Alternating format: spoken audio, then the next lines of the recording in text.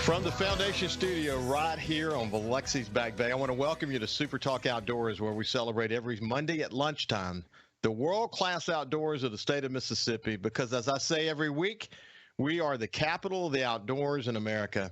I want to thank you for joining us on the powerful Super Talk Mississippi Radio Network or on Super Talk TV at C Spire TV. But if you're watching on YouTube or Facebook or your favorite podcast, I want to just tell you it's February the 27th, 2023. Can you imagine 2 months already gone by?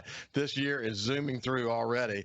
I especially want to thank the title sponsor for Super Talk Outdoors, the Foundation, formerly known as the Foundation for Mississippi Wildlife Fisheries and Parks. They're the only outdoor foundation that directly supports the Mississippi Department of Wildlife Fisheries and Parks. They're a separate 501(c) nonprofit.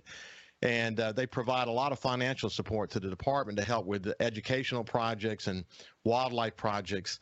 And they're also focused on important issues that are all about sort of protecting Mississippi's wildlife legacy. So, man, am I privileged to be associated with that dedicated group of conservation leaders in the state. I want to share one quote before we go to the show today. My friend and fellow outdoorsman Frank Willem posted this from Marcus Aurelius, one of the 5 good Roman emperors. And here's what he said: "When you rise in the morning, think of what a precious privilege it is to be alive, to breathe, to think, to enjoy, to love." But I'm going to modify that and make it better. So let's see what you think about this. When you rise in the morning, think of what a privilege it is to be alive, to breathe, to think, to enjoy, to love the outdoors. Now, isn't that a lot better? I think it is. 2 guys who really understand this quote better than most are Cuzz Strickland and Daniel Hayes from the Mossy Oaks group. We're going to spend the whole show with them today. In fact, they're fresh back from the National Wild Turkey Federation annual convention, where something really important happened. The Mr. Fox turkey vest sold for $31,000. Among other things, we're going to talk about that. But before we go any further, let me welcome back to Super Talk Outdoors my friends Cuzz and Daniel. How you guys doing? Good morning. Doing great. So, Daniel, where are you located right now? I'm in Birmingham right now, coming in from here. Wish I was at the camp already. Dad headed down there and is waiting on a window for some prescribed burning to open. So I'm probably going to be. Yeah, good. I spent a lot of time in Alabama. I was president of Alabama Media Group and had responsibilities for Birmingham and Mobile and Huntsville and AL.com. And I was born in Birmingham, right there at University Hospital. So got a lot of family there. And because you were actually in a very special place, the home of your podcast, but you moved a little bit so we could get some better Wi-Fi. But tell our listeners where you're located. Yeah, downtown West Point, 200 East Main Street. My office is upstairs. This was our second original old retail store back before they built a new store at the mall. But the Wi-Fi is not real good up in the Camo Cave, so I had to slide downstairs. Daniel knows all about that. He's an IT kind of guy, but hey, we get it done. Yeah, my podcast tomorrow, Fistful of Dirt, is going to be our recap version of the NWTF. So you're getting it first, Ricky. Well, thank you, man. Listen, it was awesome to watch. Hey, before we get sort of the business at hand, I wanted to tell y'all that we finished a move this past weekend. We've been moving for 3 straight weekends from one farm to another farm. I lease actually 3 separate farms in the Mississippi Delta. And the main farm, we're basically trading it for some better land. So we had to move from the camp house that we've been in for 6 years. And listen, Kyle and I talked about this last week. The one trait that I think most humans, it doesn't matter what your geopolitical preference is, the one trait we all share is how we all try to fight clutter. But I'm amazed after 6 years how much hunting stuff can accumulate in 6 years. You've been there before, hadn't you?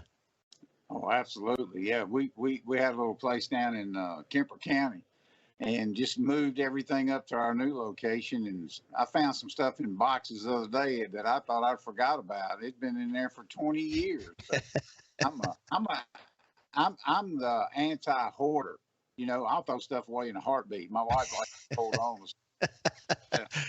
At least it's hunting stuff. That's fun to go through.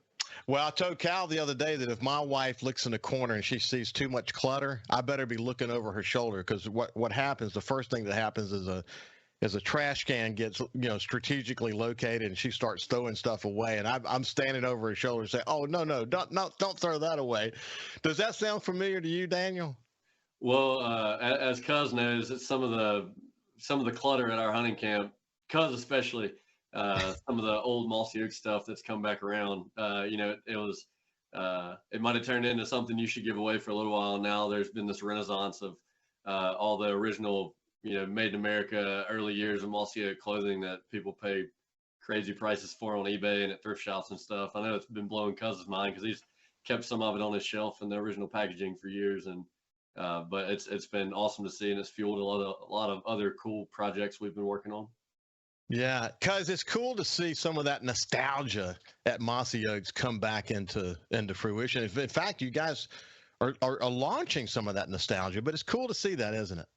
It is. I had all girls, and I have 3 grandsons now. They're like 16, 14, and 11, and will not wear anything but Bottomland. It's the most incredible thing, and a lot of that's Daniel and Neil and all that. But it's I had a guy on the podcast from Apex Ammo the other day, and he made a statement while I was interviewing him and wrote it down. He said, "What's old is what's new."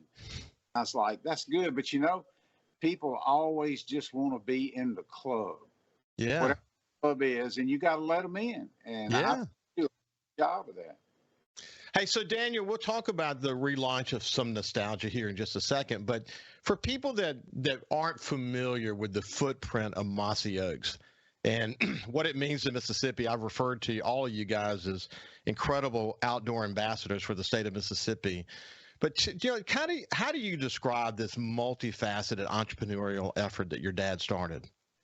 Well, it's incredible from my perspective to get to be a part of it, and obviously Cuzz has been right there for nearly. My Uncle Bill was the first employee that Dad hired, but Cuzz wasn't too long after that, and he was already tied to the hip with Will Primos and part of Mississippi's, what would become our richest hunting history, but. Mossy Oak's footprint now, it kind of blows me away. Look at all the cool things that we're involved in, and I say it all the time, but if we weren't a small town family-owned company, there's no way all of these things that now Mossy Oak's getting credit for, that they're the soul of the company or the roots of the tree, however you want to say it, the kind of gamekeeper side of Mossy Oak, the fact that we breed and train British labs, and we produce a quarterly magazine for wildlife stewardship, and we've got Mossy Oak Biologic and properties, land sales. We have a tree nursery in town. There's all these things that are going on that, if we were beholden to some big group of investors, or if it wasn't just Dad and Cuzz and the rest of the crew that have been steering the ship for so long, we wouldn't be able to pursue all those sorts of things, because that's kind of what makes Mossy Oak. And now, especially if it weren't for Dad and Papa's values being woven into the fabric of the brand, I don't know that we'd be Mossy Oak would be in the position that we're in right now. But it's all of those things. And one of Dad's favorite quotes about back in the day, some folks were trying to convince him that Mossy Oak couldn't succeed unless we moved to Nashville or a bigger city like that. And someone asked him about running a business in a town like West Point, and if he would ever consider moving. And he said, I might, but it'd have to be a lot smaller than West Point. He told me when he was on my show, he told me that you guys were light on your feet. And I remember the way that he talked about it. He called it sort of gunslinging entrepreneurship. But, this ability to really understand the market, because at the end of the day, you guys have a great product, but you're really focused on connecting the brand. I mean, if you think about brand, I have a marketing background. Brand is about the emotional connection that someone has with your product. And you guys have done a great job of, as your dad pointed out, connecting human beings with your company. And there's so many facets to it. And at the core of it is just this incredible dedication to our connection to the land. And that's been cool to be a part of. That there's a bigger mission here beyond just the business side of what you guys are doing. Well, yeah, and that's the last thing I'll wrap up on that thought, because I could talk for hours about it, and I know Cuzz can too. But if you can distill it down to one sentence, one of the biggest things that we're about, Dad, Papa, and now in the roots of Mossy Oak is taking care of the critters and the land that we love and inspiring others to do the same. Because we certainly, I've got a long precedent of Dad and Papa and all the rest of them, trying to instill that in everyone that works for Mossy Oak. And now you can see it in every form of media that we have. You can definitely see that. We're visiting with Cuzz Strickland and Daniel Hayes from the Mossy Oaks crew, and we'll see you after this. We got some. Welcome back to Super Talk Outdoors, right here at the Foundation Studio on Biloxi's Back Bay. I've got my two friends, Daniel Hayes from Mossy Oaks, and of course, Cuzz Strickland. You know him. He goes a long way back. When you think about nostalgia, Daniel, you think about what your company has meant to so many people and their enjoyment of the outdoors. And I think about Cuzz and how he's sort of been there every step of the way through all of these steps of the company. But you guys are in a really unique spot now. As I mentioned at the first part of the show, you're actually reintroducing some nostalgia that people are still connecting to us. It creates a business opportunity because they had this incredible connection to the sort of the roots of Mossy Oaks. Talk about that.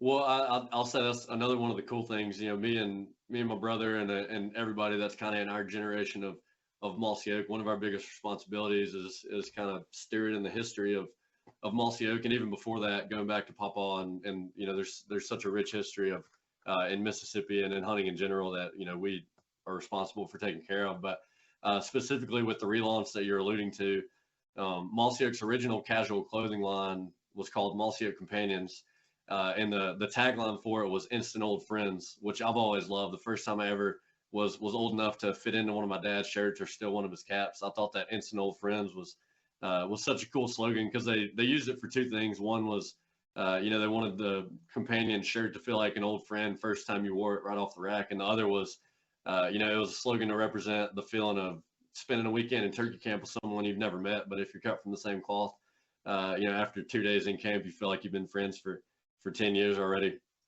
And that's always the stories I've heard from folks around the outdoors that were in Cuzz and Dad. And they were around when they were my age, growing Mossy Oak. And the quote that they always said, Bob Dixon was a big part of it too. But it was, if you spent 2-3 days in camp with Mossy Oak, you realize that Mossy Oak was different than everyone else in outdoors. You'd spend 2 days in camp with Cuzz, Dad, Bob Dixon, whoever, and you felt like you were best friends when you left it, and you really got a feeling for what Mossy Oak stood for. And that's kind of how we operate. Anytime we get to share camp with someone, any time of the year, you're not always going to be best friends with the people that you're hunting with, but oftentimes whenever we are cut from the same cloth, we leave, and you got lifelong friendships that are born. So anyway, that's where Instant Old Friends came from. And there's always been, everywhere we go the past decade, me especially, I'll meet someone, they'll see a companion shirt, they'll hear about what it is, and they'll say, "Man, y'all should bring that back." And we've been talking about it for years, and we finally were in a position where it was the right time to bring it back. So at the National Wild Turkey Federation convention, we relaunched Companions, and we tried to be as true to the original as possible with all these really comfortable, kind of classic casual clothing styles. And from the nostalgia perspective, it was cool too, because like I mentioned earlier, probably everybody listening knows the history of Will Primos and Cuzz and the early days of the Truth. We basically said, okay, 1993 is when Companions launched. So at the NWTF convention, we want to just pretend that it's 1993, and what would the booth look like if that were the case. So we had an entire section of the booth where we just rated the hunting camp, and we had an old boxed VHS TV. We got all the first 6 VHS tapes of the Truth that we had playing on a loop. We had a bunch of Dad and Cuzz's old turkey hunts from when Cuzz started working with Dad on Hunting the Country, and some of the Mark Drury, Terry Drury, Kings of Spring days. Anyway, we built up basically what looked like a hunting camp and an old collection of VHS tapes, and we were shaking people's hands and telling stories from opening to close every day of NWTF. It was awesome. Cuzz, it's got to be like reliving history in a way to see that come together like that. You and Will had an opportunity to share some war stories along the way. But for people who don't know the story, you and Will started with a VHS, recorder, doing some stuff that hadn't been done before, and it's kind of set in motion all these different careers and opportunities, and it's exciting to think back. But to be at the National Wild Turkey Federation annual meeting, and to be in that that sort of nostalgic display, it was like reliving history for you, wasn't it? Yeah, it's always humbling. It was especially humbling this year. I got to introduce Will Primos. He did a seminar. He and Jimmy. I ended up staying up there because my youngest daughter's been telling me that produces the podcast, hey, you got to tell more stories. And I had a 12. This was profound to me. I had a 12-year-old come up to the booth and he said, "Hey, Mr. Cuzz, I love your podcast." And I looked at him like, "Really?" He said, "I love them hunting stories." And I said, "Why?" He said, "Because I don't have any yet." And it's like, with that brand, Daniel knows this better than anybody. With that brand and that feeling comes responsibility. So you spend time with each person, and who knew the first truth, the truth one, was going to be a cult movie, but that's what happened. So if somebody wants to come up and talk about that, if it's important to them, it's important to us. And that was great timing. Will and Toxie both, I've said this before, they were visionaries back then. They could they had a vision looking way ahead. I was just trying to do the best I could do. Had no idea it would turn out like that. But to me, it's the coolest thing ever, especially now with the input from Daniel and his brother Neil and all these young people. They get that. And now we're reaching that generation. Forever it was, 45, 50, 55, 60-year-old guys coming up. And now when those 12, 15, 16-year-olds come up and they get it, man, that is very special. Hey, listen, because you'll appreciate this. A woman by the name of Valerie Geller, she's well known. She's written books about how to make radio interesting, and more recently, as technological change has come about, and she's focused on podcasts, et cetera. What she says is that personality is so important, that storytelling is so important, that at the end of the day, learn to tell the truth, make it super interesting, and never be boring. And that's what you're doing. I mean, you bring that, you bring truth and great stories and a personality. And it doesn't matter what kind of technological change happens in the world. People will really still want to come back and connect to that, whatever that is, if you're good at it. And you feel that, don't you?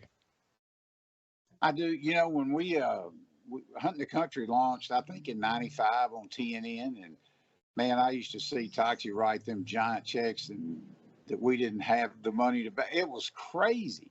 But when we moved to ESPN, I had to go to Bristol, Connecticut to meet with the powers to be. I'm sure it was 6 guys that went to Berkeley Film School.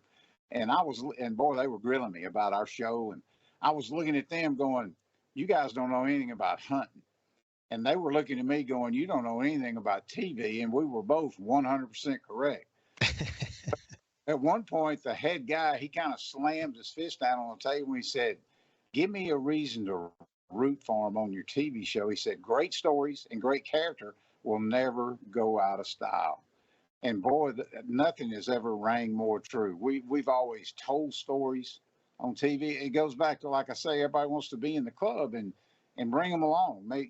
They may be working 60 or 78 hours a week. You've been in that lifestyle. But, if they get 30 minutes or 45, whatever, entertain them. People want to be entertained.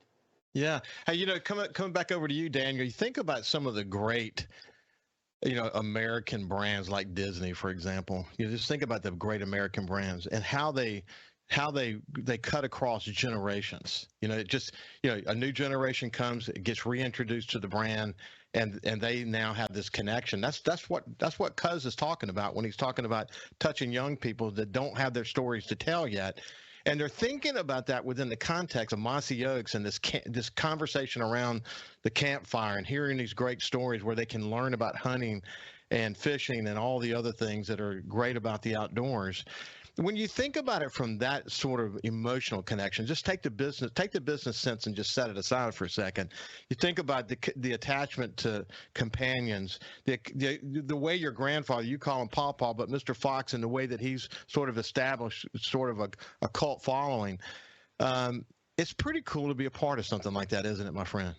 It's incredible, and I tell people all the time how lucky we are, and just try to express it to everyone, because there was a period where, I remember growing up, and people kind of had this sentiment that my granddad worked at Brown Foods forever, so there's people all over West Point and connected to Brown Foods that respected him, and he's always been known as just a kind of honorable man. There was a period where he was kind of everyone at Mossy Oak's granddad. He was a granddad figure, and then through Brown Foods, he was kind of everyone at West Point's granddad. And now, he's almost 93, and through these last 5-6 years, especially, as he's kept getting older and still getting out there hunting, he's kind of become everyone in the turkey hunting community's granddad. It's been unbelievable. He all but 2 of his hunting buddies had passed away by the time he was 80, and here he is almost 93, and he's still hunting. So my brother and I, especially, we just try, we realize how lucky we are, because most of our buddies, they don't still have their granddads that they're able to get in the woods with, and it's been the opportunity of a lifetime these past few years to share that with everyone, and to still be able to get out there, as adults now, and it really has been the coolest few years of my life. It's an amazing story. When we come back on the other side, we're going to tell you a quick story about this Mr. Fox vest. It's an amazing story, and I think you'll be deeply impressed. Welcome back to Super Talk Outdoors. I have my friends Daniel Hayes and Cuzz Strickland from Mossy Oaks. Listen, back on December the 5th, 2020, if you remember, the pandemic was kind of beginning to. We're trying to understand what that was all about. But on Saturday Night Live, Morgan Whalen and Justin Bateman wore a Mr. Fox T-shirt. and right off the bat, here's a good question for you, Daniel, and we'll evolve it from here. But did you guys have any idea that they were going to do that? No, we'd sent Morgan a shirt a while back, and he wore it to a football game in Tuscaloosa. And we had no clue. I was in bed asleep. I don't watch Saturday Night Live anymore these days. And I was in bed. I was just about to fall asleep. My phone just starts buzzing like crazy. And it's all the friends I've got that were staying up to watch Morgan Wallen on Saturday Night Live. At this point, we barely even sold any to the public. The Mr. Fox shirt just kind of started as we made a few as like a good luck shirt during turkey season for a couple family members. And then we sold a few because we had people that were asking about them. And then, I turned over to my phone blowing up, and it was everybody saying, "Hey, Morgan Wallen and Jason Bateman are wearing a shirt of your granddad on Saturday Night Live." So that blew my mind. But trying to explain it to Papa, because he's never even used the internet. He has a flip phone, and he doesn't know the difference in a YouTube video and the Grammys. So pulling it up for him and showing it to him and trying to get him to wrap his mind around it was pretty funny. Well, I checked this morning. I went to YouTube and I checked this morning. I'm just curious about how many times that segment had been viewed. And the answer is 2 million times. 2 million times. And, Cuzz, when that happened, it really created a buzz, didn't it, my friend? Look, I've seen it firsthand. I know y'all going to get to the vest, but I've been around a long time. I've seen a lot of launches, new products, bow show, SHOT Show, all that. I'm still numb at what happened at the NWTF. It was incredible, and it's very humbling, to see people react like that, which tells me that's what people want. People want something they can latch onto that's got character and purpose, and somebody's got to be the rock and do the right thing. Man, that's fun to be a part of.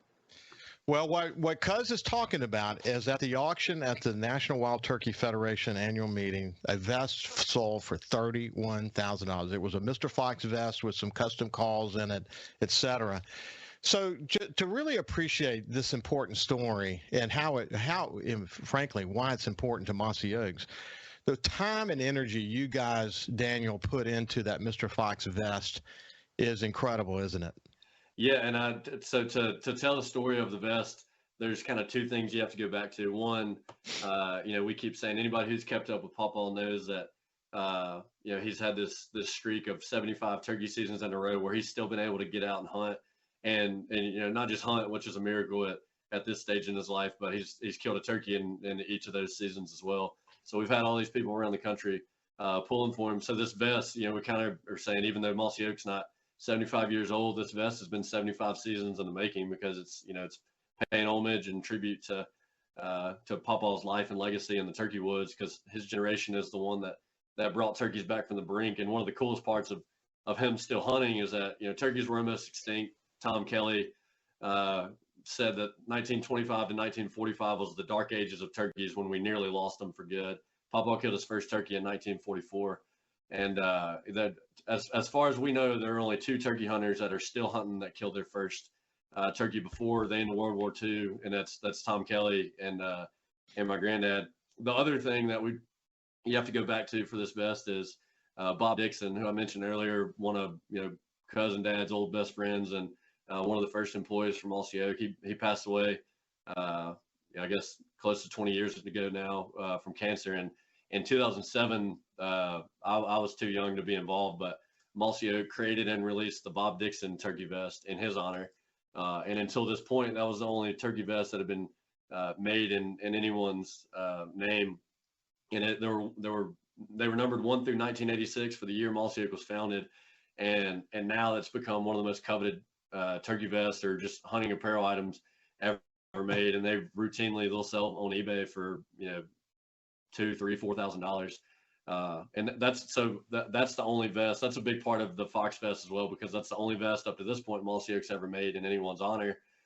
So a couple of years ago, we've always known we would eventually make a turkey vest for Pawpaw, but a few years back we were sitting around and we've really just we were trying to soak in how cool these past few years have been turkey hunting with him still. And we had the epiphany that kind of like a duh moment. Why should we wait until Pawpaw's done turkey hunting and out of the woods to create a vest for him? Let's start working on it now and pray that he stays in good enough health that a few years from now, when it's finally ready to be released, that he's still turkey hunting. And so yeah, now that it's been long time in the making, and a lot of stuff that's gone into it.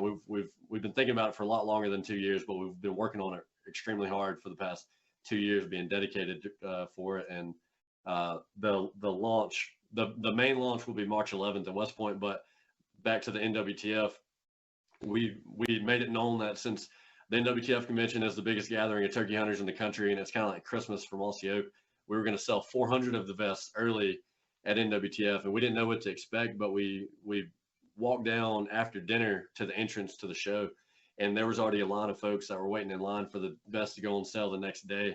And by midnight, there were over 100 people in line already. And we ended up having several hundred people that just sat. I mean, in the spot at Opryland where they had to wait, not a very hospitable spot. They had people sitting on concrete for the entire night waiting on the vest to go on sale. And it was unbelievable. And we had, we just decided at that point, me and my brother Neil and Jess Rayleigh, who works with us, and some other folks, were like, all right, we're trying our hardest to make sure these people realize how much this means to us. So we just decided to pull an all-nighter. So we stayed up all night with them, waiting in line, and everybody was sharing stories about what my granddad means to them, and what that generation of turkey hunters means to them, how proud and happy they are for Mossy Oak and all this cool stuff. And so all during the show, that's all people were talking about was the vest and the line of people waiting in line and all this kind of stuff. And then Saturday night after the show ended was the Grand National Auction. And the first few vests will just stay within the family, but we auctioned off the number 5 vest. We had 9 calls that were made that were all inscribed 1 through 10 in honor of Pawpaw. So the number 5 calls from all of those, 2 of which, they're all very cool and unique from some of the most legendary call makers in the country, but 2 of the calls had turkey feathers from Pawpaw's last turkey placed inside the glass. And then Apex Ammunition, our neighbors in Columbus, they're veteran owned and operated, and one of the coolest companies in the turkey world.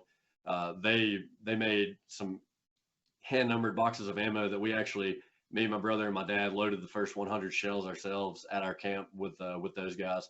So anyway, all 9 calls, the number 5 vest, and the number 5 box of ammo. And we didn't really know what to expect at the auction, but it ended up going for $31,000, all going toward turkey conservation and the NWTF. And we were absolutely blown away. It was incredible. Well, people can go to the Mossy Oak site. You can go to Cuzz's social media. You can just do a search about it. You can see it. But Cuzz, were you blown away, man? I mean, it was just incredible to see the energy around that auction. Yeah, well, it wasn't just the auction. I was, I had a lot. My schedule was packed, and I was in the bed Wednesday. I went to bed Wednesday night, 4 a.m. My phone starts blowing up, kind of like Daniel's did on the Saturday night thing. And one of my buddies was in the line. He sent me a picture of the line at 4 a.m. And I was like, "What's that?" "We're in line for the vest." So I got up, got dressed, went down there and got my phone, and I started at the back of the line, worked my way all the way to the front. Daniel and Neil were giving out donuts and stuff. Put together a little 9-minute video and edited it for me. I put it on TikTok, and it had 72,000 views in like 50 minutes. But it was the most. I had no idea. I knew it was awesome. The idea, it does so much for our brand. Mr. Fox is just who he is. But man, when you see something like that, you go, man, people get it. And the auction was crazy. The auctioneer, I've been to just about every one of those, and they always start out, wherever, like a big high dollar hunt. They'll start out at 2,000. He threw that vest up, and he was like $10,000, boom, and it just quick enough. I was sitting there with my mouth on the floor. But the guy that won it, Mississippi guy, I'm not gonna say his name, but it was like man, you talking about got it. He knew about Mr. Fox. He knew about all the old stuff, and it just meant that much to him. And the fact that was all for such a great cause. I'm still in shock. I'm telling you, it was crazy. Well, it's great for the brand. And here's the thing, as I mentioned, it's about emotional connection people have with the product. And there's another term we used to use, and that is relative perceived value. And you got a chance to see, standing in that line, Daniel, and seeing those people and talking to those people and telling those stories. You got to see the perceived value. You got to live the perceived value of Mossy Oaks and what it means to people from across this nation. That was a special moment, wasn't it? It was unbelievable. And before we go back to break, and I have to get back to work on this Fox Fest launch in West Point, I'll just say again, anybody listening, it's been the coolest experience of our lives working on something so special for our granddad, and to see the reception and hear the stories of what it means to people. It's a lot more than a vest to a whole bunch of folks, and you just nailed it there. Well, Daniel Hayes is going to be back with us in the future. He's going to leave now because he's got to go and get back to work. But when we come back, Cuzz Strickland is going to join me, and we'll wrap it all up. We'll see you. Welcome back to Super Talk Outdoors. You know what, Cuzz? I have Cuzz Strickland from Mossy Oaks with us, and Daniel Hayes has had to get back to some meetings, but I enjoyed that. As I mentioned to you during the break, sort of the generational discussion around this nostalgia that is so much, this Mossy Oaks nostalgia is so much a part of multiple generations of families and people who enjoy the outdoors. I thought Daniel did a great job of articulating sort of the stories that he had to tell. You got to be proud of him as well, don't you? Yeah, I found some video the other day where him and his twin brother Neil were like 3. And I was filming them blowing crow calls and all that. So I've kind of got from afar to see him grow up. And I'm telling you, nobody is more passionate or understands the brand better than Daniel. And, he's kind of leading that charge now.